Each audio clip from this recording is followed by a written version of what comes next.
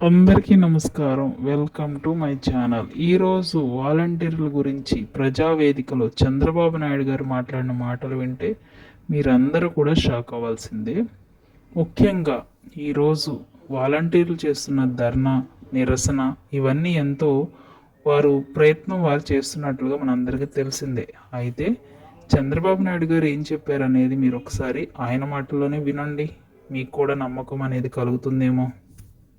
ఇంకా మన వీడియోని లైక్ చేయలేదా? వెంటనే లైక్ చేసి సబ్స్క్రైబ్ చేసి సపోర్ట్ చేయండి friends. Thank you very much. లేకపోతే ఏమీ కాదని మాట్లాడేవాళ్ళు ఇప్పుడు వాలంటీర్ లేకపోతే పింఛనే ఇవ్వలేమని, మేలో ఇస్తే వాలంటీర్లు లేకుండా పింఛన్లు ఎట్లా ఇస్తానో ఇచ్చి చూపిస్తానని ఆ రోజు చెప్పి ఇప్పుడు వాళ్ళని కూడా ఏం చేయాలని తీసుకుంటాం, ఏం చేయాలని ఆలోచిస్తున్నా. ఏదైనా ప్రతి ఒక్కరికి ఒక రోల్ క్లారిటీ ఇచ్చి మీ జీవితాల్లో వెలుగు తేవడానికి, మీకు అండగా ఉండడానికి ఏ విధంగా ఉండాలనో అది కూడా ఆలోచిస్తాం. మొన్నే చంద్రబాబు గారు మాటలు విన్నారు కదా, మీకేమనిపిస్తుందో కామెంట్ చేయండి.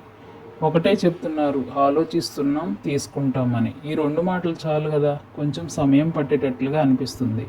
కాబట్టి వాలంటీర్స్ అందరికీ ఈ వీడియో ఉపయోగపడిందని నేను అనుకుంటున్నాను.